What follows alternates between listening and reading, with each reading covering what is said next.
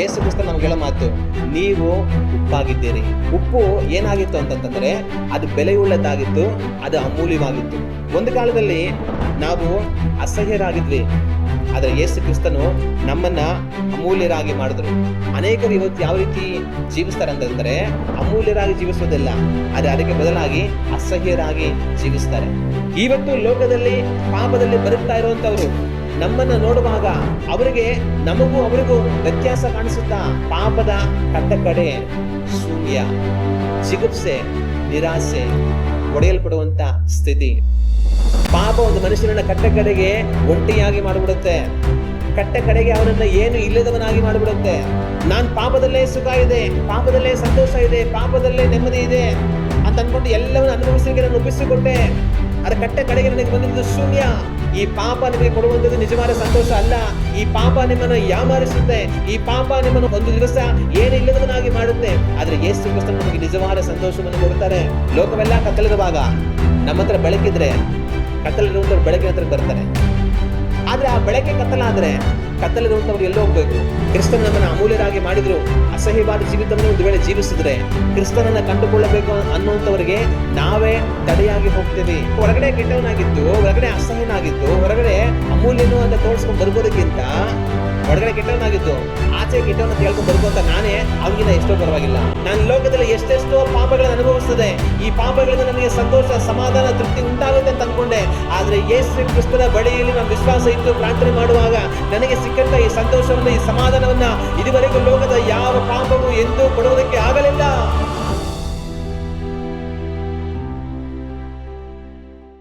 ನಾವು ಹೊಸದಾಗಿ ಈಗ ಧ್ಯಾನ ಮಾಡೋದಕ್ಕಿರುವಂತ ವಿಷಯ ಏನು ಅಂತಂತಂದ್ರೆ ಉಪ್ಪಿನ ಕುರಿತಾಗಿ ನಾವು ಧ್ಯಾನ ಮಾಡೋದಕ್ಕಿದ್ದೇವೆ. ನೀವು ಯೋಚನೆ ಮಾಡ್ಬೋದು, ಅರೆ ಇದೇನಿದು ಉಪ್ಪು ಬಗ್ಗೆ ನಾವ್ಯಾಕೆ ಧ್ಯಾನ ಮಾಡ್ಬೇಕಂತ ನೀವು ಅನ್ಕೊಳ್ಬೋದು. ಅದು ಆ ರೀತಿಯಾಗಿ ಅಲ್ಲ.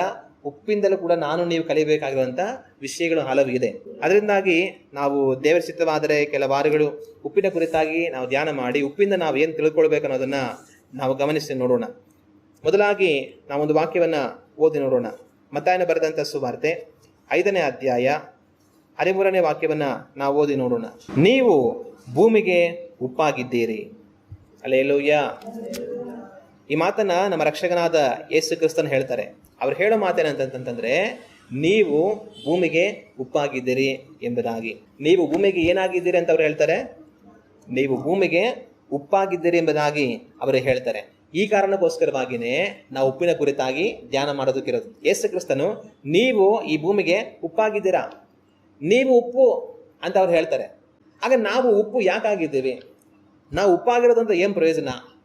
ಉಪ್ಪಾಗಿರೋದಂತ ನಾವು ಏನು ಮಾಡಬೇಕು ಅನ್ನೋಂಥದ್ದನ್ನು ಮುಂದಿನ ದಿನಗಳಲ್ಲಿ ನಾವು ಧ್ಯಾನ ಮಾಡ್ತಾ ನಾವು ದೇವರ ವಾಕ್ಯದಿಂದ ಕಲಿತುಕೊಳ್ಳೋಣ. ಆಗ ನಮ್ಮ ಕರ್ತನಾದ ಯೇಸು ಕ್ರಿಸ್ತನು ನಮ್ಮ ಕುರಿತಾಗಿ ಹೇಳೋ ಮಾತೇನಂತಂತಂದ್ರೆ ನೀವು ಭೂಮಿಗೆ ಉಪ್ಪಾಗಿದ್ದೀರಿ ಎಂಬುದಾಗಿ. ನಮ್ಮೆಲ್ಲರಿಗೂ ಉಪ್ಪು ಚೆನ್ನಾಗಿ ತಿಳಿದಿರುತ್ತೆ. ನಮ್ಮ ಮನೆಗಳಲ್ಲಿ ಪ್ರತಿ ದಿವಸ ನಾವು ಉಪ್ಪನ್ನ ಬಳಸ್ತಾ ಇರ್ತೇವೆ. ಹೆಚ್ಚು ಕಡಿಮೆ ಎಲ್ಲ ರೇಷನ್ ಅಂಗಡಿಗಳಲ್ಲೂ ಕೂಡ ಉಪ್ಪನ್ನ ಸಾಮಾನ್ಯವಾಗಿ ಮಾರಾಟ ಮಾಡೇ ಮಾಡ್ತಾರೆ. ನಮ್ಮ ಅಂಗಡಿಯಲ್ಲಿ ಉಪ್ಪು ಮಾರೋದಿಲ್ಲ ಕಣ್ರಿ ಅಂತ ಯಾರು ಸಹ ಹೇಳೋದಿಲ್ಲ. ಉಪ್ಪು ನಮ್ಮೆಲ್ಲರಿಗೂ ಚೆನ್ನಾಗಿ ಪರಿಚಯ ಇರುತ್ತೆ. ಎಲ್ಲ ಕಡೆಗಳಲ್ಲಿ ಉಪ್ಪು ನಮಗೆ ಸಹಜವಾಗಿ ಸಿಗುತ್ತೆ.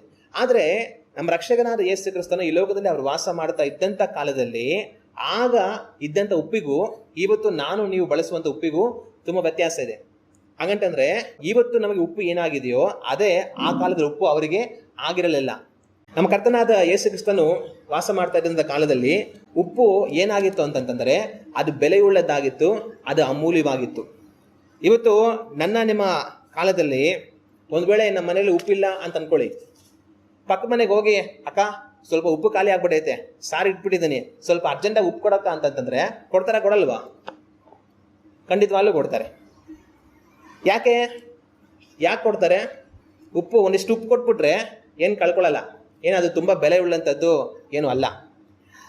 ಆದರೆ ನಮ್ಮ ರಕ್ಷಕನಾದ ಯೇಸು ಕ್ರಿಸ್ತನು ಇದ್ದಂಥ ಕಾಲದಲ್ಲಿ ಪರಿಸ್ಥಿತಿ ಆ ರೀತಿಯಾಗಿರಲಿಲ್ಲ. ಇವತ್ತು ನೀವು ಹೋಗಿ ಯಾರನ್ನೋ ಕೇಳಿದ್ರೆ ಬೇಕಾದ್ರೆ ಒಂದಷ್ಟು ಉಪ್ಪು ಆರಾಮಾಗಿ ತಗೊಂಡಾಗ ಪರವಾಗಿಲ್ಲ ಅಂತ ಅಂದ್ಬಿಡ್ತಾರೆ. ಆದರೆ ನಮ್ಮ ರಕ್ಷಕನಾದ ಯೇಸು ಕ್ರಿಸ್ತನು ಇದ್ದಂಥ ಕಾಲದಲ್ಲಿ ಉಪ್ಪು ಆ ರೀತಿಯಾಗಿ ಇರಲಿಲ್ಲ. ಅಂದರೆ ಅದು ಆ ಕಾಲದಲ್ಲಿ ತುಂಬ ಅಮೂಲ್ಯವಾಗಿ ಬೆಲೆ ಉಳ್ಳದಾಗಿತ್ತು. ಇವತ್ತೊಂದು ವೇಳೆ ನಮಗೆ ಅಡುಗೆ ಮಾಡುವಾಗ ತಕ್ಷಣಕ್ಕೆ ಉಪ್ಪು ಖಾಲಿ ಆಗ್ಬಿಟ್ಟಿದೆ, ಉಪ್ಪು ಹಾಕಬೇಕು ಅರ್ಜೆಂಟಾಗಿ ಅಂತಂದರೆ ಪಕ್ಕದ ಮನೆಗೆ ಹೋಗಿ ಒಂದು ಸ್ವಲ್ಪ ಉಪ್ಪು ಕೊಡಿ ಅಂದರೆ ಬೇಕಾದ್ರೆ ಕೊಡ್ತಾರೆ. ಒಂದು ಸ್ವಲ್ಪ ಜಾಸ್ತಿನೇ ಕೊಡಿ ಅಂದ್ರೆ ಕೂಡ ಬೇಕಾದ್ರೂ ಒಂದು ಸ್ವಲ್ಪ ಜಾಸ್ತಿನೇ ಕೊಡ್ತಾರೆ, ಕೊಡಲ್ಲ ಅಂತ ಹೇಳಲ್ಲ. ಆದರೆ ಒಂದು ವೇಳೆ ನಿಮ್ಮ ಪಕ್ಕದ ಮನೆಯಲ್ಲಿ ಇವತ್ತು ಭಾನುವಾರ 1 kg ಕುರಿ ಮಾಂಸ ತಂದಿದ್ದಾರೆ, ಬೇಯಿಸ್ತಾ ಇದ್ದಾರೆ, ನಿಮ್ಮ ಮನೆಗೆ ಚೆನ್ನಾಗಿ ವಾಸನೆ ಬರ್ತಾ ಇದೆ. ನಿಮ್ಮ ಮನೇಲಿ ನೀವು ತಂದಿಲ್ಲ, ತರಕ್ಕೆ ನಿಮ್ಮ ಹತ್ರ ಏನೂ ಇಲ್ಲ. ನೀವು ಪಕ್ಕದ ಮನೆಗೆ ಹೋಗ್ಬಿಟ್ಟು, ಅಕ್ಕ ಕುರಿ ಮಾಂಸ ತಂದ್ರಾ? ಹ್ಞೂ ತಂದ್ಬೇಕು. ಎಷ್ಟು ತಂದ್ರಿ? 1 kg ತಂದು. ಹೌದಕ್ಕ, ನಮ್ಮ ಮನೇಲಿ ಕುರಿ ಮಾಂಸ ಏನಿಲ್ಲ ಅಕ್ಕ, ಒಂದು ಅರ್ಧ kg ಕೊಡಿ ನನಗೆ ಅಂತಂದ್ರೆ ಕೊಡ್ತಾರಾ? ಉಪ್ಪು ಬೇಕಾದ್ರೆ ಕೊಡ್ತಾರೆ, ಒಂದು ಸ್ವಲ್ಪ ಜಾಸ್ತಿ ಕೊಡೋದ್ರೂ ಕೊಡ್ತಾರೆ. ಅಕ್ಕ ಮಾಂಸ ತಿಂದು ಎಷ್ಟೊಂದು ದಿನ ಆಗೋಯ್ತು, ನಿಮ್ಮ ಮನೆಗೆ ತಂದಿದ್ದೀರ, ಒಂದು ಅರ್ಧ kg ಕೊಡಕ್ಕ ಅಂತಂದ್ರೆ ಕೊಡ್ತಾರಾ? ಯಾರು ಕೊಡಲ್ಲ. ಯಾಕೆ ಕೊಡಲ್ಲ? ಯಾಕಂದ್ರೆ ಕುರಿ ಮಾಂಸ ತುಂಬ ಕಾಸ್ಟ್ಲಿ, ತುಂಬ ಬೆಲೆ ಉಳ್ಳೋದು. ಹೋಗಮ್ಮ, ನಾನೇ kg 800 ರೂಪಾಯಿ 1000 ರೂಪಾಯಿ ಕೊಟ್ಟು ತಗೊಂಬಂದಿದ್ದೀನಿ, ನಿನ್ನ ಕೊಟ್ಬಿಟ್ರೆ ಏನು ಮಾಡೋದು? ಹೋಗೋ ಅಂತ ಕಳಿಸ್ಬಿಡ್ತಾರೆ. ಆಗ ಉಪ್ಪು ಬೇಕಾದ್ರೆ ಕೊಡ್ತಾರೆ, ಯಾಕಂದ್ರೆ ಅದು ಬೆಲೆ ತುಂಬ ಕಡಿಮೆ. ಆದರೆ ಮಾಂಸ ಯಾರು ಕೂಡ ಕೊಡೋದಿಲ್ಲ. ಯಾಕೆ ಕೊಡೋದಿಲ್ಲ ಅಂತಂತಂದರೆ ಅದ್ರ ಬೆಲೆ ತುಂಬ ಜಾಸ್ತಿ. ಈ ಕಾಲಗಳಲ್ಲಿ ಕೋಳಿ ತಿನ್ನೋದೇ ಕಷ್ಟ ಆಗ್ಬಿಟ್ಟಿದೆ. ಕೋಳಿ ಮಾಂಸ ತಿನ್ಬೇಕಂದ್ರೆ 240 250, ಮೊನ್ನೆ ಯಾವತ್ತೋ 300 ಮೇಲೆಲ್ಲ ಹೋಗ್ಬಿಟ್ಟಿತ್ತು. ಆ ಕೋಳಿ ತಿನ್ನೋದೇ ಈ ಕಾಲಗಳಲ್ಲಿ ಕಷ್ಟ. ಇನ್ನು ಕುರಿ ಮಾಂಸ ತಂದು ತಿಂತೀವಿ ಅಂತಂತಂದ್ರೆ ಇದ್ದಿದ್ದು ಕಷ್ಟ. ಬಡವರೆಲ್ಲ ಈ ಕಾಲದಲ್ಲಿ ಕುರಿ ಮಾಂಸ ತಿನ್ನೋಂಗೆ ಇಲ್ಲ, ಆ ಥರ ಆಗ್ಬಿಟ್ಟಿದೆ ಪರಿಸ್ಥಿತಿ. ಹಿಂಗಿರುವಾಗ ಯಾವಾಗಲೂ ಒಂದ್ಸಲಿ ತರ್ತಾರೆ, ಅದನ್ನ ಪಕ್ಕದ ಮನೆಯವರೆಲ್ಲ ಬಂದು ಕೇಳ್ತಾರೆ ಅಂತಂತಂದ್ರೆ ಕೊಡೋದಕ್ಕೆ ಸಾಧ್ಯ ಇಲ್ಲ. ಇದೇ ರೀತಿಯಾಗಿಯೇ ನಮ್ಮ ಕರ್ತನಾದ ಯೇಸು ಕ್ರಿಸ್ತನ ಕಾಲದಲ್ಲಿ ಉಪ್ಪಿನ ಪರಿಸ್ಥಿತಿ ಇದ್ದಿದ್ದು. ಇವತ್ತು ನನಗೆ ನಿಮಗೆ ಉಪ್ಪು ಒಂದು ಸಾಧಾರಣವಾದ ವಸ್ತು. ಒಂದು ಸ್ವಲ್ಪ ಕಾಸು ಕೊಟ್ಟರೆ ಕೊಡ್ತಾರೆ, ಸ್ವಲ್ಪ ಬೇಕಾದ್ರೆ ಫ್ರೀಯಾಗಿ ತಗೊಂಡೋಗ್ರೆ ಏನಂತೆ ಪರವಾಗಿಲ್ಲ ಅಂತ ಬೇಕಾದ್ರೆ ಕೊಡ್ತೀವಿ. ಆದರೆ ನಮ್ಮ ರಕ್ಷಕನಾದ ಯೇಸು ಕ್ರಿಸ್ತನ ಇದ್ದಂಥ ಕಾಲದಲ್ಲಿ ಉಪ್ಪು ನನಗೆ ನಿಮಗೆ ಇವತ್ತು ಏನಾಗಿದೆಯೋ ಆ ರೀತಿಯಾಗಿ ಇರಲಿಲ್ಲ. ಇವತ್ತು ನನಗೆ ನಿಮಗೆ ಮಟನ್ ಹೆಂಗೋ ಆ ಕಾಲದಲ್ಲಿ ಉಪ್ಪು ಆ ಥರ ಅದು ಬೆಲೆ ಉಳ್ಳದ್ದಾಗಿತ್ತು. ಅದು ಆ ಕಾಲದಲ್ಲಿ ಅಮೂಲ್ಯವಾಗಿ ಇತ್ತು. ಇನ್ನೂ ಹೇಳ್ಬೇಕಂತಂತಂದ್ರೆ ಆ ಕಾಲದಲ್ಲಿ ರೋಮ್ ಸಾಮ್ರಾಜ್ಯದವರು ಆಳ್ವಿಕೆ ಮಾಡ್ತಾ ಇದ್ರು. ಆ ರೋಮ್ ಸಾಮ್ರಾಜ್ಯದವರು ಆಳ್ವಿಕೆ ಮಾಡ್ತಾ ಆ ರೋಮ್ ಸಾಮ್ರಾಜ್ಯದವರು ಆ ಜನಗಳಿಗೆ ಸಂಬಳ ಕೊಡ್ತಾ ಇದ್ರು. ಆ ಸಂಬಳ ಕೊಡುವಾಗ ಆ ಸಂಬಳದಲ್ಲಿ ಒಂದು ಪಾಲನ್ನ ಉಪ್ಪುಗೋಸ್ಕರನೇ ಕೊಡ್ತಾ ಇದ್ರು. ಉದಾಹರಣೆಗೆ 100 ರೂಪಾಯಿ ಸಂಬಳ ಅಂತ ಅನ್ಕೊಳ್ಳಿ ಯಾರಿಗಾದ್ರು, 90 ರೂಪಾಯಿ ಸಂಬಳ, ಇನ್ನು 10 ರೂಪಾಯಿ ಏನಂತಂದ್ರೆ ಉಪ್ಪಿಗೋಸ್ಕರ. ಈ 10 ರೂಪಾಯಿಲಿ ನೀನು ಉಪ್ಪನ್ನೇ ತಗೊಬೇಕು, ಬೇರೆ ಏನು ತಗೊಬಾರ್ದು. ಉಪ್ಪಿಗೋಸ್ಕರನೇ 10 ರೂಪಾಯಿ ಎಕ್ಸ್ಟ್ರಾ ಕೊಡೋರು, 90 ರೂಪಾಯಿ ಸಂಬಳ ಕೊಡೋರು, ಒಟ್ಟು ಸಂಬಳ 100 ರೂಪಾಯಿ. ಇವತ್ತು ನನಗೆ ನಿಮಗೆ ಕೆಲ್ಸಕ್ಕೆ ಹೋದ್ರೆ ತಿಂಗಳು ದುಡ್ಡು ಕೊಡ್ತಾರೆ. ಅದನ್ನೇನಂತ ಕರಿತೀವಿ ಹೇಳಿ? ನಾವು ಕೆಲ್ಸಕ್ಕೆ ಹೋದ್ರೆ ತಿಂಗಳು ಸಂಬಳ ಕೊಡ್ತಾರೆ. ಕನ್ನಡದ ಸಂಬಳ ಅಂತೀವಿ, ಇಂಗ್ಲೀಷಲ್ಲಿ ಏನಂತಾರೆ ಅದನ್ನ? ಸ್ಯಾಲ್ರಿ ಅಂತ ಕರೀತಾರೆ.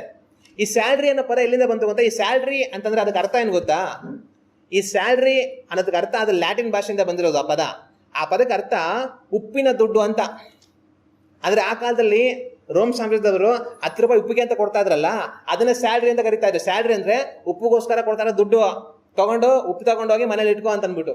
ಯಾಕಂದ್ರೆ ಉಪ್ಪು ಬೆಲೆ ಉಳ್ಳದಾಗಿತ್ತು, ಎಲ್ರಿಗೂ ಬೇಕಾಗಿತ್ತು. ಅವಾಗ ಆ ಪದದಿಂದಲೇ ನಮಗೆ ಇವತ್ತು ಸ್ಯಾಲ್ರಿ ಅನ್ನೋದು ಬಂದಿರೋದು. ಅಂದ್ರೆ ಇವತ್ತು ನಮಗೆ ಸ್ಯಾಲ್ರಿ ಅಂತ ನಾವು ತಗೊಳ್ತಾ ಇದೀವಿ ಅಂದ್ರೆ ಅರ್ಥ ಏನಂತಂದ್ರೆ ಉಪ್ಪುಗೋಸ್ಕರ ಕೊಡ್ತಾರೆ ದುಡ್ಡು ಅಂತ ಅರ್ಥ. ಅವಾಗ ನಾವು ಯೋಚನೆ ಮಾಡಬೇಕು, ಉಪ್ಪು ಆ ಕಾಲದಲ್ಲಿ ಎಷ್ಟು ಬೆಲೆ ಉಳ್ಳದಾಗಿತ್ತು, ಅಮೂಲ್ಯವಾಗಿತ್ತು ಅನ್ನೋದನ್ನ ನಾನು ನೀವು ಯೋಚನೆ ಮಾಡಿ ನೋಡಬೇಕು. ಆಗ ನಮ್ಮ ರಕ್ಷಕನಾದ ಯೇಸು ಕ್ರಿಸ್ತನು ಅವ್ರ ಕಾಲದಲ್ಲಿ ಉಪ್ಪು ನನಗೆ ನಿಮಗೆ ಇವತ್ತೇನಾಗಿದೆ ಅದಾಗಿರಲಿಲ್ಲ, ಆದರೆ ಅದಕ್ಕಿಂತ ಇನ್ನು ಮೇಲಾದದ್ದಾಗಿತ್ತು. ಅದು ಅಮೂಲ್ಯವಾಗಿತ್ತು, ಅದು ಬೆಲೆ ಉಳ್ಳದಾಗಿತ್ತು. ಈಗ ನೀವು ಯೋಚನೆ ಮಾಡಿ, ಯೇಸು ಕ್ರಿಸ್ತ ನಮ್ಗೆ ಹೇಳೋ ಮಾತು, ನೀವು ಉಪ್ಪಾಗಿದ್ದೀರಿ, ನೀವು ಉಪ್ಪಾಗಿದ್ದೀರಿ. ಅರ್ಥ ಏನು? ಆಗಿನ ಕಾಲದಲ್ಲಿ ಉಪ್ಪು ಶ್ರೇಷ್ಠವಾದ ಒಂದು ವಸ್ತುವಾಗಿತ್ತು, ಬೆಲೆ ಉಳ್ಳಂತ ಒಂದು ವಸ್ತುವಾಗಿತ್ತು, ಅಮೂಲ್ಯವಾದ ಒಂದು ವಸ್ತುವಾಗಿತ್ತು. ಯೇಸು ಕ್ರಿಸ್ತನ ಆವತ್ತು ಆ ಮಾತನ್ನು ಹೇಳುವಾಗ ಅದಕ್ಕೆ ಅರ್ಥ ಏನು ಬರುತ್ತೆ ಅಂತಂತಂದ್ರೆ, ನೀವು ಅಮೂಲ್ಯವಾದವರು, ನೀವು ಬೆಲೆಯುಳ್ಳವರು, ನೀವು ಶ್ರೇಷ್ಠವಾದವರು. ಹಲ್ಲೆಲೂಯಾ. ಇವತ್ತು ನಾನು ನೀವು ಉಪ್ಪನ್ನ ಸಹಜವಾದ ಒಂದು ವಸ್ತು ಅಂತ ಅನ್ಕೊಳ್ತೇವೆ, ಆದ್ರೆ ಆವತ್ತು ಅದು ಸಹಜವಾದ ಒಂದು ವಸ್ತುವಾಗಿರಲಿಲ್ಲ, ಅಮೂಲ್ಯವಾದ ಶ್ರೇಷ್ಠವಾದ ಬೆಲೆಯುಳ್ಳ ವಸ್ತುವಾಗಿತ್ತು. ಅದೇ ತರನೇ ಯೇಸು ಕ್ರಿಸ್ತನು ನೀವು ಉಪ್ಪಾಗಿದ್ದೀರಿ ಅಂತ ಹೇಳುವಾಗ ಪರೋಕ್ಷವಾಗಿ ಅವರು ನನಗೂ ನಿಮಗೆ ಹೇಳೋ ಮಾತು, ನೀವು ಅಮೂಲ್ಯರು, ನೀವು ಬೆಲೆಯುಳ್ಳವರು ಎಂಬುದಾಗಿ. ಹಲ್ಲೆಲೂಯಾ. ಒಂದು ಕಾಲದಲ್ಲಿ ನಾವು ಅಸಹ್ಯರಾಗಿದ್ವಿ, ಆದರೆ ಯೇಸು ಕ್ರಿಸ್ತನು ನಮ್ಮನ್ನ ಅಮೂಲ್ಯರಾಗಿ ಮಾಡಿದ್ರು. ಒಂದು ಕಾಲದಲ್ಲಿ ನಾವು ಬೆಲೆ ಇಲ್ಲದವರಾಗಿದ್ವಿ, ಆದರೆ ಯೇಸು ಕ್ರಿಸ್ತನು ನಮ್ಮನ್ನ ಬೆಲೆ ಉಳ್ಳವರಾಗಿ ಅವರು ಮಾಡಿದ್ರು. ಒಂದು ಕಾಲದಲ್ಲಿ ನಾವು ಬೇಡವಾದ ಕಲ್ಲಾಗಿದ್ವಿ, ಆದರೆ ಯೇಸು ಕ್ರಿಸ್ತನು ನಮ್ಮನ್ನು ಮುಖ್ಯವಾದ ಮೂಲೆಗಲ್ಲಾಗಿ ಅವರು ಮಾಡಿದ್ರು.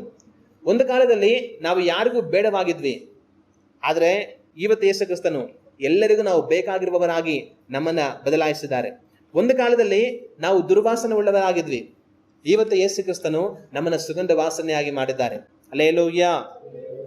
ಆಗ ಯೇಸು ಕ್ರಿಸ್ತನು ನಮ್ಮನ್ನು ನೋಡಿ ಹೇಳೋ ಮಾತು, ನೀವು ಉಪ್ಪಾಗಿದ್ದೀರಿ, ನೀವು ಉಪ್ಪಾಗಿದ್ದೀರಿ, ಹಂಗಂದ್ರೆ ನೀವು ಅಮೂಲ್ಯರಾಗಿದ್ದೀರಿ, ನೀವು ಬೆಲೆ ಉಳ್ಳವರಾಗಿದ್ದೀರಿ ಎಂಬುದಾಗಿ. ಹಲ್ಲೆಲೂಯ. ನಮಗೆ ಈ ಅಮೂಲ್ಯವು, ಈ ಬೆಲೆಯು ಎಲ್ಲಿಂದ ಬಂತು? ಅದು ಯೇಸು ಕ್ರಿಸ್ತನ ಮೂಲಕವಾಗಿ ಬಂತು. ಹಲ್ಲೆಲೂಯ. ಆಗ ಯೇಸು ಕ್ರಿಸ್ತನು ನನ್ನನ್ನು ನಿಮ್ಮನ್ನು ಯಾವ ರೀತಿ ನೋಡ್ತಾರೆ? ಅವರು ನಮ್ಮನ್ನು ಅಮೂಲ್ಯರಾಗಿ ಬೆಲೆ ಉಳ್ಳವರಾಗಿ ನೋಡ್ತಾರೆ. ನೀವು ಉಪ್ಪಾಗಿದ್ದೀರಿ, ನೀವು ಅಮೂಲ್ಯವಾಗಿದ್ದೀರಿ, ನೀವು ಶ್ರೇಷ್ಠವಾಗಿದ್ದೀರಿ ಎಂಬುದಾಗಿ ಅವರು ನೋಡ್ತಾರೆ.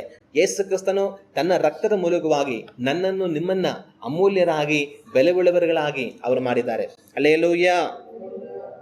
ಆದರೆ ನಾವಿವತ್ತು ಯೋಚನೆ ಮಾಡಬೇಕಾಗಿರುವಂಥ ಒಂದು ಕಾರ್ಯ, ಯೇಸು ಕ್ರಿಸ್ತನು ನಮ್ಮನ್ನು ಅಮೂಲ್ಯರಾಗಿ ಮಾಡಿದ್ದಾರೆ, ನಮ್ಮನ್ನು ಬೆಲೆ ಉಳ್ಳವರಾಗಿ ಮಾಡಿದ್ದಾರೆ. ಆದರೆ ನಾನು ನೀವು ಅಮೂಲ್ಯರಂತೆ ಜೀವಿಸ್ತಾ ಇದ್ದೇವಾ? ಬೆಲೆ ಉಳ್ಳವರಂತೆ ನಾವು ಜೀವಿಸ್ತಾ ಇದ್ದೇವಾ? ಇವತ್ತು ನಾನು ನೀವು ಯೋಚನೆ ಮಾಡಿ ನೋಡಬೇಕು. ಯೇಸು ಕ್ರಿಸ್ತನು ತನ್ನ ರಕ್ತದ ಮೂಲಕವಾಗಿ ನಮ್ಮನ್ನು ಅಮೂಲ್ಯರಾಗಿ ಮಾಡಿದರೂ ಸಹ ಅನೇಕರು ಇವತ್ತು ಯಾವ ರೀತಿ ಜೀವಿಸ್ತಾರೆ ಅಂತಂದರೆ, ಅಮೂಲ್ಯರಾಗಿ ಜೀವಿಸೋದಿಲ್ಲ, ಆದರೆ ಅದಕ್ಕೆ ಬದಲಾಗಿ ಅಸಹ್ಯರಾಗಿ ಜೀವಿಸ್ತಾರೆ. ನಾವೊಂದು ಕಾಲದಲ್ಲಿ ಅಸಹ್ಯರಾಗಿದ್ವಿ, ಯೇಸು ಕ್ರಿಸ್ತನು ನಮ್ಮನ್ನು ಅಮೂಲ್ಯರಾಗಿ ಮಾಡಿದ್ರು. ಆದರೆ ಈಗ ನಾವು ಯಾವ ಥರ ಜೀವಿಸಬೇಕು? ಅಮೂಲ್ಯರಾಗಿ ಜೀವಿಸಬೇಕು. ಆದರೆ ಆತನು ನಮ್ಮನ್ನು ಅಮೂಲ್ಯರಾಗಿ ಮಾಡಿದರೂ ಸಹ ನಮ್ಮಲ್ಲಿ ಅನೇಕರು ಯಾವ ಥರ ಜೀವಿಸ್ತಾರೆ ಅಂತಂತಂದ್ರೆ, ಇನ್ನೂ ಅದೇ ಅಸಹ್ಯದಲ್ಲಿ ಜೀವಿಸ್ತಾರೆ, ಅದೇ ಅಸಹ್ಯದೊಟ್ಟಿಗೆ ಜೀವಿಸ್ತಾರೆ.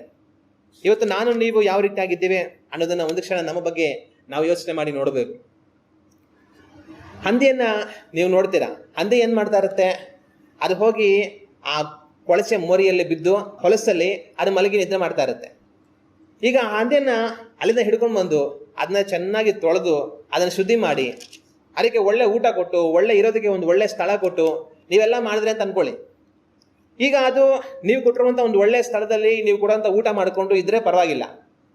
ಆದರೆ ನೀವು ಅದನ್ನು ತಂದು ಶುದ್ಧಿ ಮಾಡಿ ಒಳ್ಳೆ ಊಟ ಕೊಟ್ಟು ಒಳ್ಳೆ ಸ್ಥಳ ಕೊಟ್ಟು ಅದನ್ನು ನೋಡ್ಕೊಳ್ತಾ ಇದ್ರು ಸಹ ಅದು ಹೆಂಗೋ ನೀವು ಆ ಕಡೆ ಈ ಕಡೆ ಹೋಗಿ ಬರೋ ಅಷ್ಟರಲ್ಲಿ ತಿರುಗಿ ಹೊರಟು ಹೋಗಿ ಅದೇ ಮೋರಿಯಲ್ಲಿ, ಅದೇ ಕೊಳಸೆಯಲ್ಲಿ, ಅದೇ ಹೊಲಸಲ್ಲಿ ಬಿದ್ದು ಅದು ಉರುಳಾಡ್ತಾ ಇದ್ರೆ ಅವು ನಿಮ್ಗೇನು ಅನಿಸುತ್ತೆ? ಅದನ್ನ ನೋಡುವಾಗ ಅಸಹ್ಯ ಅನಿಸುತ್ತೆ. ಇವತ್ತು ಅನೇಕರು ಏನು ಮಾಡ್ತಾ ಇರ್ತಾರೆ ಅಂತಂತಂದ್ರೆ, ಯೇಸು ಕ್ರಿಸ್ತನ ಬಳಿಗೆ ಬಂದು ಇದೇ ಥರ ಜೀವಿಸ್ತಾ ಇರ್ತಾರೆ. ಯೇಸು ಕ್ರಿಸ್ತನು ಅಸಹ್ಯರಾಗಿದ್ದಂಥ ನಮ್ಮನ್ನ ಕರೆದು ತನ್ನ ರಕ್ತದಿಂದ ನಮ್ಮನ್ನು ತೊಳೆದು ಶುದ್ಧಿ ಮಾಡಿ ನಮ್ಮನ್ನು ಪವಿತ್ರರಾಗಿ ಮಾಡಿ ನಮ್ಮ ಜೊತೆ ಇದ್ದು ನಮ್ಮನ್ನು ಬಲಪಡಿಸಿ ನಮ್ಮ ಅಗತ್ಯಗಳನ್ನು ಸಂಧಿಸಿ ನಮ್ಮನ್ನು ಅನುದಿನವೂ ಕಾಯ್ತಾ ನಮ್ಮನ್ನು ನಡೆಸ್ತಾ ಎಲ್ಲವನ್ನು ನಮಗೋಸ್ಕರ ಮಾಡಿ ಬಂದು ಇರುವಾಗಲೂ ಸಹ ಅನೇಕರು ಏನು ಮಾಡ್ತಾ ಇರ್ತಾರೆ ಅಂತಂತಂದ್ರೆ, ತಿರುಗಿ ಹೋಗಿ ಅದೇ ಪಾಪದಲ್ಲಿ ಬಿದ್ದು ಹೊರಲಾಡ್ತಾ ಇರ್ತಾರೆ. ಆವಾಗ ಯೇಸು ಕ್ರಿಸ್ತನ ದೃಷ್ಟಿಯಲ್ಲಿ ಅವ್ರು ಯಾವ ರೀತಿಯಾಗಿ ಕಾಣಿಸ್ತಾರೆ?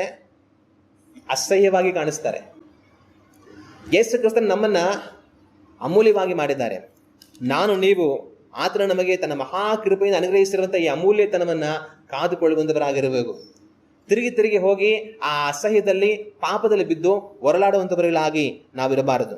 ಇವತ್ತು ನಾವು ಯಾವ ರೀತಿಯಾಗಿ ಜೀವಿಸ್ತಾ ಇದ್ದೇವೆ ಒಂದು ಕ್ಷಣ ನಾವು ಯೋಚನೆ ಮಾಡಿ ನೋಡೋಣ.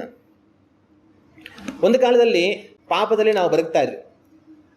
ಯೇಸು ಕ್ರಿಸ್ತನ ಬಳಿಗೆ ಬರುವಾಗ ಆತನು ತನ್ನ ರಕ್ತದಿಂದ ನಮ್ಮನ್ನು ತೊಳೆದು ಶುದ್ಧಿ ಮಾಡಿ ನಮ್ಮನ್ನು ಪವಿತ್ರರನ್ನಾಗಿ ಮಾಡಿ ನಮ್ಮನ್ನು ಅಮೂಲ್ಯರಾಗಿ ಅವರು ಮಾಡಿದ್ದಾರೆ. ಈಗ ನಾವು ಆತನಿಗೆ ಒಪ್ಪಿಸಿಕೊಟ್ಟು ಜೀವಿಸ್ತಾ ಇದ್ದಾಗ, ಒಂದು ಕಾಲದಲ್ಲಿ ಇನ್ನೂ ನಾವು ಪಾಪದಲ್ಲಿ ಬದುಕ್ತಾ ಇದ್ದಂಥ ಕಾಲದಲ್ಲಿ ನಮ್ಮ ಜೊತೆ ಇದ್ದಂಥವ್ರು ಈಗ ನಮ್ಮನ್ನು ನೋಡಿದ್ರೆ ಅವ್ರೇನು ಮಾಡ್ತಾರೆ? ಈಗ ಒಂದಷ್ಟು ಜನ ನಿಮ್ಮ ಜೊತೆ ಇದ್ರು, ನೀವು ಒಂದಷ್ಟು ಜನ ಸೇರಿ ಒಂದು ಕಾಲದಲ್ಲಿ ಪಾಪದಲ್ಲಿ ಬದುಕ್ತಾ ಇದ್ರಿ.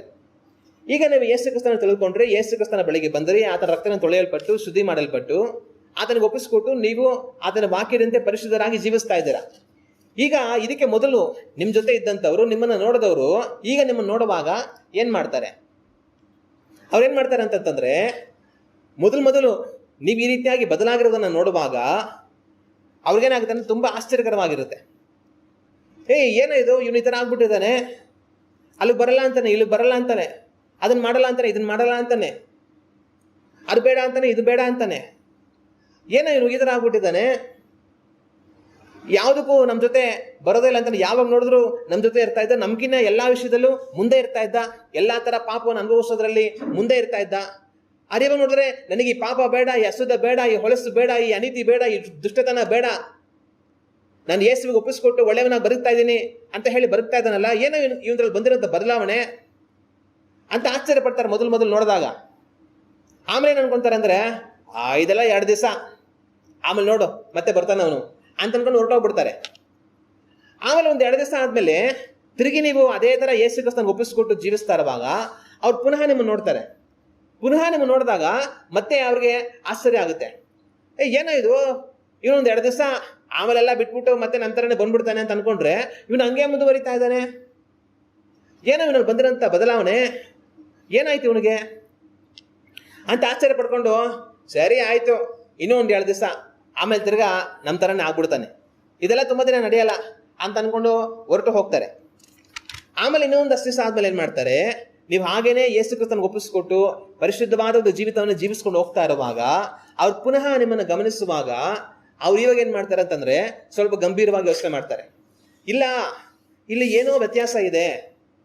ಯಾವ ಥರ ನಮ್ಮ ಜೊತೆ ಸೇರಿ ಎಲ್ಲ ಥರ ಪಾಪಗಳಿಗೆ ಒಪ್ಪಿಸ್ಕೊಟ್ಟು ಬದುಕ್ತಾ ಇದ್ದಂಥ ಇವನು ಇವತ್ತು ಇಷ್ಟೊಂದು ಒಳ್ಳೆಯವನಾಗಿ, ಇಷ್ಟೊಂದು ಪರಿಶುದ್ಧನಾಗಿ ಇಂಥ ಒಂದು ಜೀವಿತವನ್ನು ಯಾವ ಥರ ಜೀವಿಸೋದಕ್ಕೆ ಸಾಧ್ಯ? ಇವನು ಈ ಥರ ಒಂದು ಬದಲಾವಣೆ ಇವನಲ್ಲಿ ಬರೋದಕ್ಕೆ ಏನು ಕಾರಣ? ಯಾವಾಗ ನೋಡಿದ್ರು ಯೇಸು ಯೇಸು ಯೇಸು ಅಂತ ಇರ್ತಾನೆ. ಆ ಯೇಸು ಇವನಿಗೆ ಏನು ಮಾಡಿದ್ರು? ಇಲ್ಲಿ ಏನೋ ವಿಷಯ ಗಂಭೀರವಾಗಿದೆ ಅಂತ ಯೋಚನೆ ಮಾಡಿಕೊಂಡು ಸುಮ್ಮನಾಗ್ಬಿಡ್ತಾರೆ. ಆಮೇಲೆ ಏನು ಮಾಡ್ತಾರೆ, ತಿರುಗಿ ಮತ್ತೆ ಗಮನಿಸ್ತಾರೆ, ಮತ್ತೆ ಗಮನಿಸ್ತಾರೆ, ಮತ್ತೆ ಗಮನಿಸ್ತಾರೆ.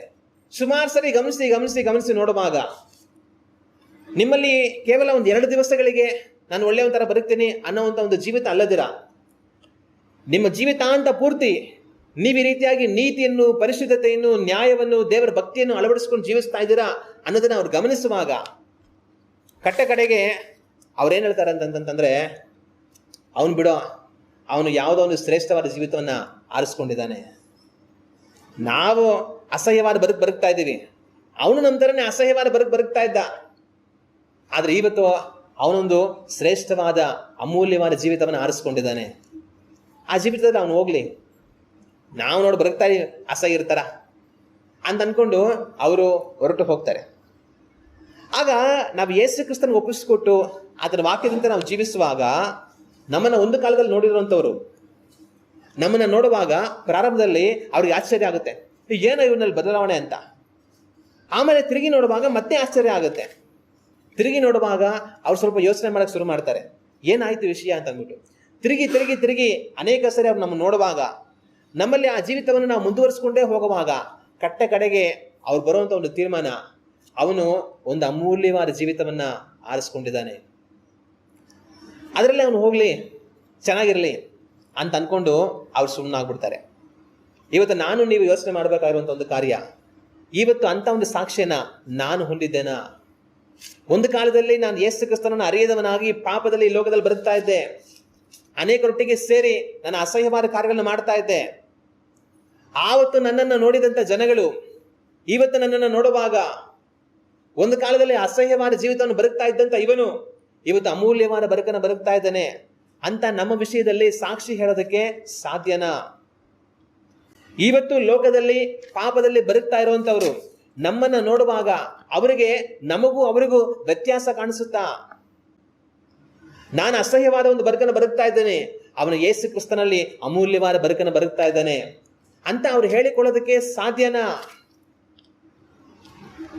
ಇವತ್ತು ನಾವು ಆ ರೀತಿಯಾಗಿ ಜೀವಿಸ್ತಾ ಇದ್ದೀವಿ ಅನ್ನೋದನ್ನ ಒಂದು ಕ್ಷಣ ನಾವು ಯೋಚನೆ ಮಾಡಿ ನೋಡಬೇಕು.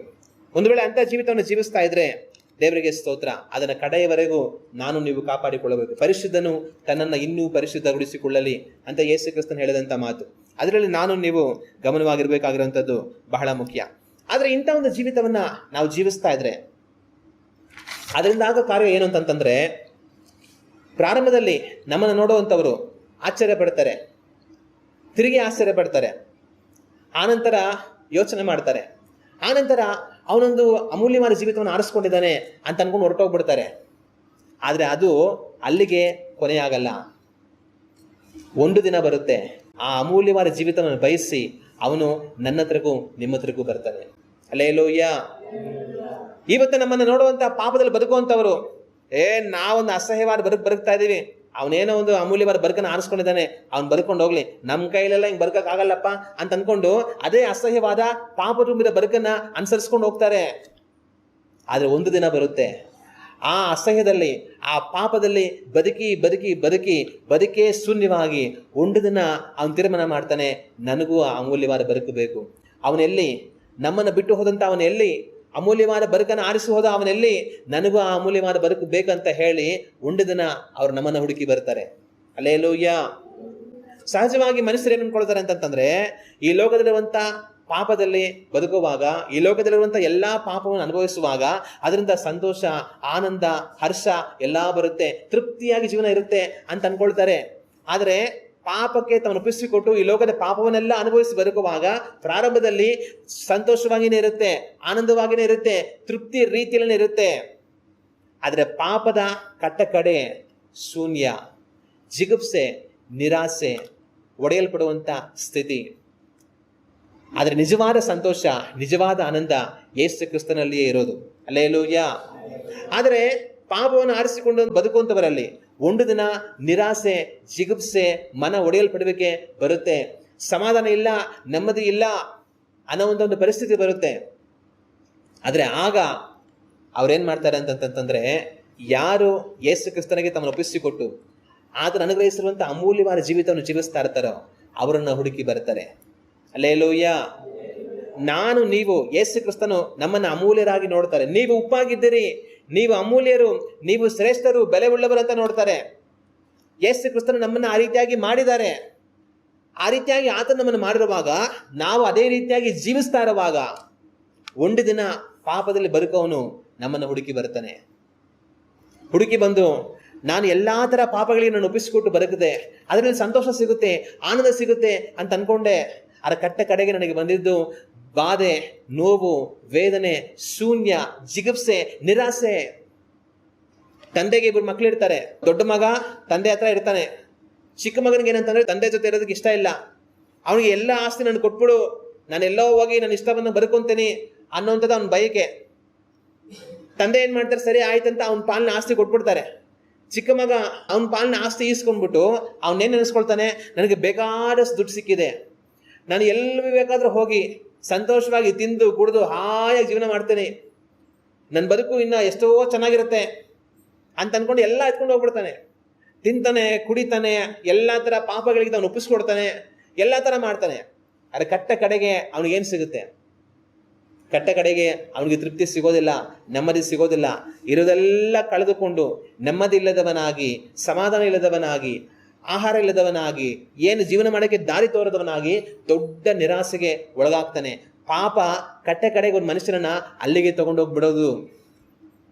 ಪಾಪ ಒಂದು ಮನುಷ್ಯನನ್ನ ಕಟ್ಟ ಕಡೆಗೆ ಒಂಟಿಯಾಗಿ ಮಾಡಿಬಿಡುತ್ತೆ. ಕಟ್ಟ ಕಡೆಗೆ ಅವನನ್ನ ಏನು ಇಲ್ಲದವನಾಗಿ ಮಾಡಿಬಿಡುತ್ತೆ. ಆದ್ರೆ ಅಂತ ಒಂದು ಸ್ಥಿತಿಯಲ್ಲಿ ಅವನೊಂದು ಯೋಚನೆ ಮಾಡ್ತಾನೆ, ತನ್ನ ತಂದೆಯ ಬಗ್ಗೆ ಯೋಚನೆ ಮಾಡ್ತಾನೆ. ನನ್ನ ತಂದೆ ಮನೇಲಿ ಎಷ್ಟೋ ಜನ ಕೆಲಸದವ್ರು ಇದ್ದಾರೆ, ಅವ್ರಿಗೆಲ್ಲ ನಮ್ಮ ಅಪ್ಪ ಚೆನ್ನಾಗಿ ಹೊಟ್ಟೆ ತುಂಬಾ ಊಟ ಕೊಟ್ಟು, ಬಟ್ಟೆ ಕೊಟ್ಟು, ಇರಕ್ಕೆ ಜಾಗ ಕೊಟ್ಟು, ಕೆಲಸ ಕೊಟ್ಟು ಅವ್ರನ್ನ ನೋಡ್ಕೊಳ್ತಾ ಇದ್ದಾರೆ. ನನಗೂ ಇಲ್ಲಿ ಊಟ ಮಾಡಕ್ಕೆ ಊಟನೂ ಕೊಡ್ತಾ ಇಲ್ಲ. ನಾನು ನಮ್ಮ ಅಪ್ಪ ಹತ್ರನೇ ಹೋಗ್ಬಿಡ್ತೀನಿ, ಅಪ್ಪ ನಾನು ನಿನ್ನ ಮಗನಾಗಿರೋದಕ್ಕೆ ಯೋಗ್ಯ ಇಲ್ಲ, ನನಗೆ ಕೆಲಸ ಕೊಡು, ಕೆಲಸ ಮಾಡಿಕೊಂಡು 3 ಹೊತ್ತು ಊಟ ಕೊಡು, ಬಟ್ಟೆ ಕೊಡು, ಇರಕ್ಕೆ ಜಾಗ ಕೊಡು, ಅವ್ನ ಕೆಲಸದಂತರ ಬದುಕೊಂಡು ಹೋಗ್ಬಿಡ್ತೀನಿ ಅಂತ ಅನ್ಕೊಂಡು ಅವ್ನು ವಾಪಸ್ ಬರ್ತಾನೆ. ಅದೇ ರೀತಿಯಾಗಿನೇ ಪಾಪದಲ್ಲಿ ಬದುಕ್ತಾ ಇರುವಂಥವ್ರು ಪಾಪದಲ್ಲಿ ಬದುಕಿ ಅದರಲ್ಲಿ ಸಾಕಾಗಿ ಸೋತು ಹೋಗಿ ನೊಂದು ಹೋಗಿ ಒಂದು ದಿನ ಒಬ್ಬನನ್ನು ಹುಡುಕ್ತಾರೆ. ಯಾರನ್ನ?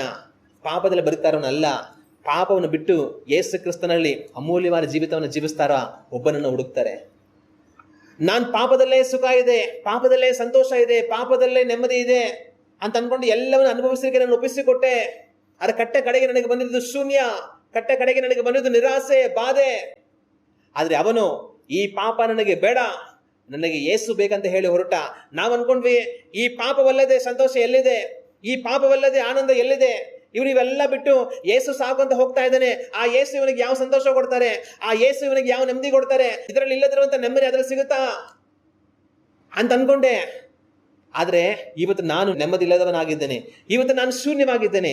ಆದ್ರೆ ಇವೆಲ್ಲವನ್ನು ಬಿಟ್ಟು ನನಗೆ ಯೇಸು ಸಾಕು ಅಂತ ಹೇಳಿ ಹೋದಂತ ಅವನು ನನ್ನ ಕಣ್ಣ ಮುಂದೆ ನೆಮ್ಮದಿಯಾಗಿನೇ ಬದುಕ್ತಾ ಇದ್ದಾನೆ, ಸಂತೋಷವಾಗಿನೇ ಬದುಕ್ತಾ ಇದ್ದಾನೆ.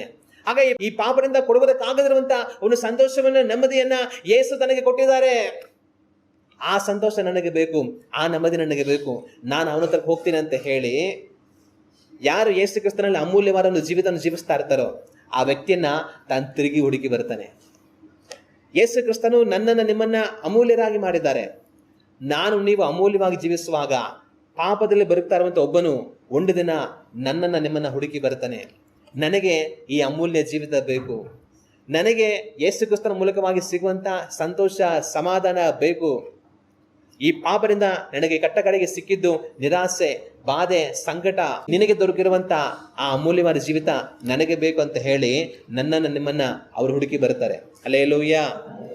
ಆದ್ರೆ ಆಗ ನೀವವರಿಗೆ ಸುವಾರ್ತೆಯನ್ನು ತಿಳಿಯಪಡಿಸಿ, ಪಾಪದಿಂದ ನಮಗೆ ಸಂತೋಷ ಸಿಗೋದಿಲ್ಲ, ಪಾಪವು ಕೊಡುವಂತ ಆನಂದ ಶಾಶ್ವತ ಅಲ್ಲ, ನಿಜವಾದ ಸಂತೋಷ, ನಿಜವಾದ ಆನಂದ ಯೇಸು ಕ್ರಿಸ್ತನಲ್ಲಿ ಉಂಟು. ಆತನು ನಮ್ಮ ಪಾಪಗಳಿಗಾಗಿ ತನ್ನ ರಕ್ತವನ್ನು ಸುರಿಸಿ ನಮಗಾಗಿ ಮರಣ ಹೊಂದಿ ಮರಣವನ್ನು ಜಯಿಸಿ ಎದ್ದು ಬಂದು ಜೀವಂತವಾಗಿದ್ದಾನೆ. ನೀವು ಆತನಲ್ಲಿ ವಿಶ್ವಾಸ ಇಡುವಾಗ ಆತನು ನಿಮಗೆ ನಿಜವಾದ ಸಂತೋಷವನ್ನು ಕೊಡುತ್ತಾನೆ. ಈ ಪಾಪ ನಿಮಗೆ ಕೊಡುವಂಥದ್ದು ನಿಜವಾದ ಸಂತೋಷ ಅಲ್ಲ. ಈ ಪಾಪ ನಿಮ್ಮನ್ನು ಯಾಮಾರಿಸುತ್ತೆ. ಈ ಪಾಪ ನಿಮ್ಮನ್ನು ಒಂದು ದಿವಸ ಏನು ಇಲ್ಲದವನಾಗಿ ಮಾಡುತ್ತೆ. ಆದರೆ ಯೇಸು ಕ್ರಿಸ್ತನು ನಮಗೆ ನಿಜವಾದ ಸಂತೋಷವನ್ನು ಕೊಡುತ್ತಾರೆ ಅಂತ ಹೇಳಿ ಅವರಿಗೆ ಸುವಾರ್ತೆಯನ್ನು ತಿಳಿಯಪಡಿಸಿ ಅವರಿಗಾಗಿ ಪ್ರಾರ್ಥನೆ ಮಾಡುವಾಗ ದೇವರು ತನ್ನ ಸಮಾಧಾನದಿಂದ ಅವರನ್ನು ತುಂಬಿಸುತ್ತಾರೆ. ಇದುವರೆಗೂ ಪಾಪ ಅವರಿಗೆ ಯಾವ ಸಮಾಧಾನ ಕೊಡುವುದಕ್ಕಾಗಲಿಲ್ಲವೋ ಆ ಸಮಾಧಾನವನ್ನ ಯೇಸು ಕ್ರಿಸ್ತನು ತಮಗೆ ಕೊಡ್ತಾರೆ. ಇದುವರೆಗೂ ಪಾಪ ಯಾವ ಸಂತೋಷವನ್ನ ತಮಗೆ ಕೊಡುವುದಕ್ಕಾಗಲಿಲ್ಲವೋ ಆ ಸಂತೋಷವನ್ನ ಯೇಸು ಕ್ರಿಸ್ತನು ಅವರಿಗೆ ಕೊಡ್ತಾರೆ. ಹಲ್ಲೆಲೂಯಾ. ಯೇಸು ಕ್ರಿಸ್ತನು ತನಗೆ ಕೊಡುವಂತಹ ಸಂತೋಷವನ್ನು, ಸಮಾಧಾನವನ್ನು ಅವರು ಅನುಭವಿಸುವಾಗ ಅವರು ಹೇಳೋ ಮಾತು, ನಾನು ಲೋಕದಲ್ಲಿ ಎಷ್ಟೆಷ್ಟೋ ಪಾಪಗಳನ್ನು ಅನುಭವಿಸಿದೆ, ಈ ಪಾಪಗಳಿಂದ ನನಗೆ ಸಂತೋಷ, ಸಮಾಧಾನ, ತೃಪ್ತಿ ಉಂಟಾಗುತ್ತೆ ಅಂತ ಅನ್ಕೊಂಡೆ. ಆದ್ರೆ ಯೇಸು ಕ್ರಿಸ್ತನ ಬಳಿಯಲ್ಲಿ ನಾನು ವಿಶ್ವಾಸ ಇಟ್ಟು ಪ್ರಾರ್ಥನೆ ಮಾಡುವಾಗ ನನಗೆ ಸಿಕ್ಕಂತ ಈ ಸಂತೋಷವನ್ನು, ಈ ಸಮಾಧಾನವನ್ನ ಇದುವರೆಗೂ ಲೋಕದ ಯಾವ ಪಾಪವು ಎಂದೂ ಕೊಡುವುದಕ್ಕೆ ಆಗಲಿಲ್ಲ ಅಂತ ಅವರು ಸಾಕ್ಷಿ ಹೇಳ್ತಾರೆ. ಆದ್ರೆ ಇದು ಆಗಬೇಕಂತಂದ್ರೆ ನಾನು ನೀವೇನ್ ಮಾಡಬೇಕು? ನಾನು ನೀವು ಅಮೂಲ್ಯವಾದ ಜೀವಿತವನ್ನು ಜೀವಿಸಬೇಕು. ನಾನು ನೀವು ಯೇಸು ಕ್ರಿಸ್ತನು ನಮಗೆ ಅನುಗ್ರಹಿಸಿರುವಂತಹ ಅಮೂಲ್ಯವಾದ ಜೀವಿತವನ್ನು ಜೀವಿಸುವಾಗ ಒಬ್ಬನು ಪಾಪದಲ್ಲಿದ್ದು ಅದರಲ್ಲಿ ಒಡೆಯಲ್ಪಟ್ಟು ದುಃಖಪಟ್ಟು ಬಾಧೆ ಪಟ್ಟಿರುವಾಗ ಅವನು ಆ ಅಮೂಲ್ಯವನ್ನು ಹುಡುಕಿ ಬರ್ತಾನೆ. ಒಂದು ವೇಳೆ ಲೋಕವೆಲ್ಲ ಕತ್ತಲಿರುವಾಗ ನಮ್ಮ ಹತ್ರ ಬೆಳಕಿದ್ರೆ ಕತ್ತಲಿರುವಂಥವ್ರು ಬೆಳಕಿನ ಹತ್ರ ಬರ್ತಾರೆ. ಆದ್ರೆ ಆ ಬೆಳಕೆ ಕತ್ತಲಾದ್ರೆ ಕತ್ತಲಿರುವಂಥವ್ರು ಎಲ್ಲೋ ಹೋಗ್ಬೇಕು? ನಾನು ನೀವು ದೇವರು ನಮ್ಮನ್ನು ಅಮೂಲ್ಯರಾಗಿ ಮಾಡಿರುವಾಗ ಅಮೂಲ್ಯವಾದ ಒಂದು ಜೀವಿತವನ್ನು ಜೀವಿಸಿದ್ರೆ ಪಾಪದಲ್ಲಿರುವಂಥವನು ನಾನು ಅಮೂಲ್ಯನಾಗಬೇಕಂತ ಹೇಳಿ ಒಂದು ದಿವಸ ನಮ್ಮನ್ನು ಹುಡುಕಿ ಬರ್ತಾರೆ. ಆದ್ರೆ ಕ್ರಿಸ್ತನು ನಮ್ಮನ್ನು ಅಮೂಲ್ಯರಾಗಿ ಮಾಡಿದರೂ ಸಹ ನಾವು ಅಮೂಲ್ಯರಾಗಿ ನಮ್ಮನ್ನು ಕಾದುಕೊಳ್ಳದೆ ಪಾಪದಲ್ಲಿ ಅಸಹ್ಯವಾಗಿ ಬದುಕ್ತಾ ಇದ್ರೆ, ಪಾಪದ ಅಸಹ್ಯದಿಂದ ಮನನೊಂದು ನಾನು ಅಮೂಲ್ಯನಾಗಬೇಕಂತ ಬಯಸುವವನು ಎಲ್ಲಿಗೆ ಹೋಗ್ಬೇಕು?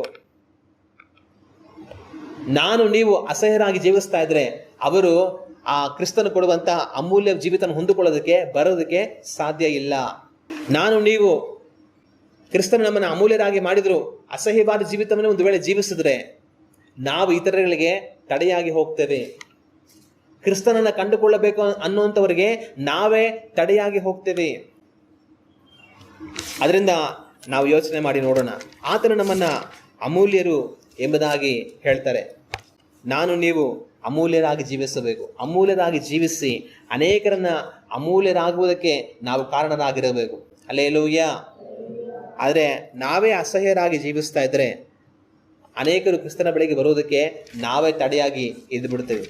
ಅದಕ್ಕೆ ಕಾರಣವಾಗದ ಹಾಗೆ ನಾನು ನೀವು ಗಮನವಾಗಿರಬೇಕು. ಇನ್ನು ಕ್ರಿಸ್ತನು ನಮ್ಮನ್ನ ಅಮೂಲ್ಯರಾಗಿ ಮಾಡಿರುವಾಗ ನಾವು ಆ ಅಮೂಲ್ಯತೆಯನ್ನು ಕಾದುಕೊಳ್ಳದೆ ಹೋದರೆ ಲೋಕದಲ್ಲಿರುವಂಥ ಪಾಪದಲ್ಲಿರುವಂಥ ಜನಗಳು ಏನು ಹೇಳ್ತಾರೆ ಗೊತ್ತಾ? ಅವನಿಗಿಂತ ನಾನೇ ಎಷ್ಟೋ ಪರವಾಗಿಲ್ಲ ಅಂತ ಹೇಳ್ತಾರೆ. ಹೆಂಗಂತಂದ್ರೆ, ನೋಡಪ್ಪ ನಾನು ಪಾಪದಲ್ಲಿ ಬದುಕ್ತಾ ಇರೋನು, ನಾನು ಕೆಟ್ಟವನು, ನಾನು ಸರಿ ಇಲ್ಲ. ಆದರೆ ನಾನು ಅದನ್ನು ಬಹಿರಂಗವಾಗಿ ಹೇಳ್ಕೊಂಡು ನಾನು ಸರಿ ಇಲ್ಲ ಅಂತ ಎಲ್ಲರಿಗೂ ತೋರಿಸ್ಕೊಂಡು ಬದುಕ್ತಾ ಇದ್ದೀನಿ. ಆದರೆ ಅವನಿದನಲ್ಲ, ಅವನು ದೇವರು ಅಂತ ಹೇಳ್ಕೊಂಡು ಯೇಸು ಅಂತ ಹೇಳ್ಕೊಂಡು ನಾನು ಒಳ್ಳೆಯವನು ಅನ್ನೋ ಥರ ತೋರಿಸ್ಕೊಂಡು ಒಳಗಡೆ ಕೆಟ್ಟದರಲ್ಲೇ ಬದುಕ್ತಾ ಇದ್ದಾನೆ. ಆಗ ಒಳಗಡೆ ಕೆಟ್ಟವನಾಗಿದ್ದು, ಒಳಗಡೆ ಅಸಹ್ಯನಾಗಿದ್ದು, ಹೊರಗಡೆ ಅಮೂಲ್ಯನು ಅಂತ ತೋರಿಸ್ಕೊಂಡು ಬದುಕೋದಕ್ಕಿಂತ ಒಳಗಡೆ ಕೆಟ್ಟವನಾಗಿದ್ದು ಆಚೆ ಕೆಟ್ಟವನ್ನ ಹೇಳ್ಕೊಂಡು ಬದುಕುವಂತ ನಾನೇ ಅವನಿಗಿಂತ ಎಷ್ಟೋ ಪರವಾಗಿಲ್ಲ. ಅವನ ಥರ ಮುಖವಾಡ ಹಾಕೊಂಡು ಬದುಕೋದಕ್ಕಿಂತ ನನ್ನ ನಿಜ ಸ್ವರೂಪವನ್ನು ತೋರಿಸ್ಕೊಂಡು ನಾನು ಬದುಕ್ತಾ ಇದ್ದೀನಿ, ಅವನಿಗಿಂತ ದೇವ ದೃಷ್ಟಿಯಲ್ಲಿ ನಾನೇ ಒಳ್ಳೆಯವನು ಅಂತ ಹೇಳ್ಕೊಳ್ತಾರೆ.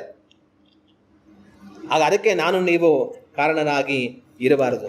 ಇವತ್ತು ನಾವು ಯಾವ ರೀತಿಯಾಗಿ ಜೀವಿಸ್ತಾ ಇದ್ದೀವಿ ಒಂದು ಕ್ಷಣ ನಮ್ಮ ಬಗ್ಗೆ ನಾವು ಯೋಚನೆ ಮಾಡಿ ನೋಡಬೇಕು. ಯೇಸು ಕ್ರಿಸ್ತನು ಹೇಳುವಂಥ ಮಾತು, ನೀವು ಭೂಮಿಗೆ ಉಪ್ಪಾಗಿದ್ದೀರಿ ಎಂಬುದಾಗಿ. ಯೇಸು ಕ್ರಿಸ್ತನು ನೀವು ಭೂಮಿಗೆ ಉಪ್ಪಾಗಿದ್ದೀರಿ ಅಂತ ಹೇಳುವಾಗ ಅದರ ಮೂಲಕವಾಗಿ ಅವರು ನಮಗೆ ಸೂಚಿಸುವಂಥ ಕಾರ್ಯ ಏನಂತಂದ್ರೆ ನೀವು ಅಮೂಲ್ಯರು.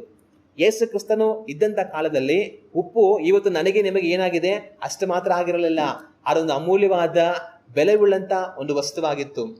ಆ ಮಾತಿನ ಮೂಲಕ ಯೇಸು ಕ್ರಿಸ್ತನು ನಮಗೆ ಹೇಳೋ ಮಾತು, ನೀವು ಅಮೂಲ್ಯರು, ನೀವು ಬೆಲೆ ಉಳ್ಳವರು, ನೀವು ಉಪ್ಪಾಗಿದ್ದೀರಿ ಎಂಬುದಾಗಿ.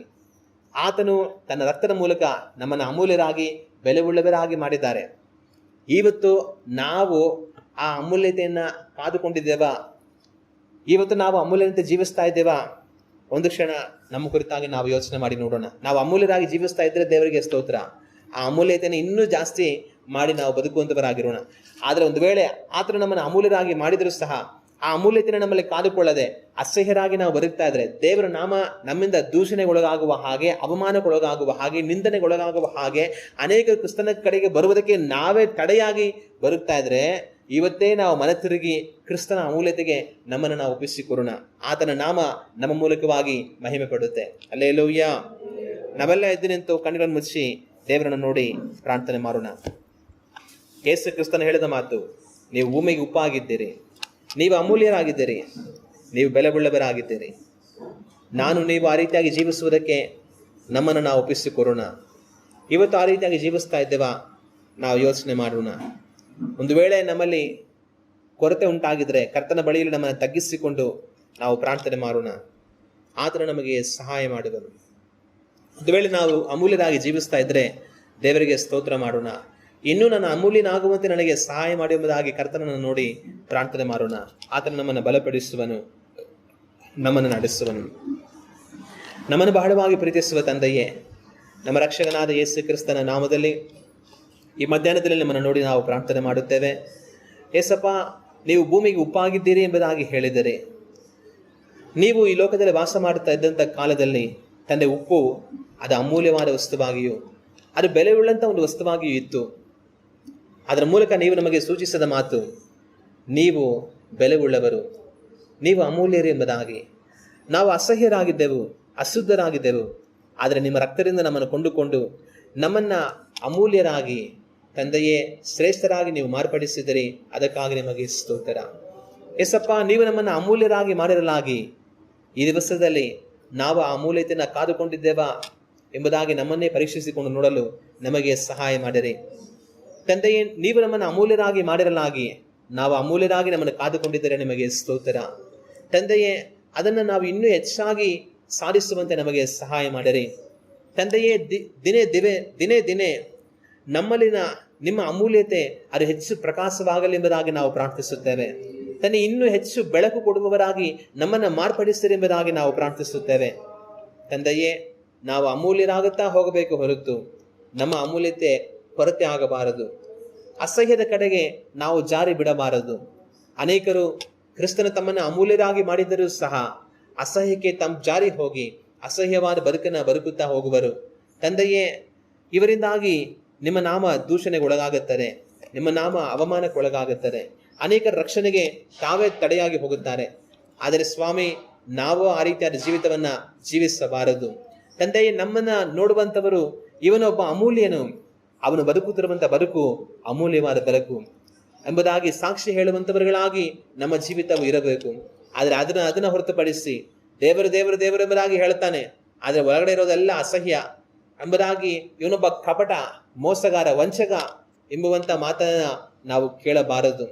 ಸ್ವಾಮಿ, ಈ ದಿವಸ ಜನಗಳು ನಮ್ಮ ಕುರಿತಾಗಿ ಏನು ಸಾಕ್ಷಿ ಹೇಳುತ್ತಾರೆ, ನಮ್ಮನ್ನು ನಾವೇ ಪರೀಕ್ಷಿಸಿಕೊಂಡು ನೋಡಲು ನಮಗೆ ಸಹಾಯ ಮಾಡಿರಿ. ನಾವು ಅಮೂಲ್ಯರಾಗುವಂತೆ ನಮಗೆ ಸಹಾಯ ಮಾಡಿರಿ ಎಂಬುದಾಗಿ ಪ್ರಾರ್ಥಿಸುತ್ತೇವೆ. ತಂದೆಯೇ, ನಾವು ಅಮೂಲ್ಯರಾಗಿ ಜೀವಿಸಿ ಅನೇಕರನ್ನ, ಅಸಹ್ಯದಲ್ಲಿರುವಂಥವರನ್ನ ಅಮೂಲ್ಯತೆಗೆ ತರುವಂತೆ ನಮ್ಮನ್ನು ನೀವು ನಡೆಸಿರಿ ಎಂಬುದಾಗಿ ಪ್ರಾರ್ಥಿಸುತ್ತೇವೆ. ನಿಮ್ಮ ಬಲವುಳ್ಳ ಹಸ್ತಕ್ಕೆ ನಮ್ಮನ್ನು ತಗ್ಗಿಸಿ ಒಪ್ಪಿಸುತ್ತೇವೆ. ನಮ್ಮ ರಕ್ಷಕನಾದ ಯೇಸು ಕ್ರಿಸ್ತನ ನಾಮದಲ್ಲಿ ಬೇಡುತ್ತಿದ್ದೇವೆ ತಂದೆಯೇ. ಆಮೇನ್, ಆಮೇನ್.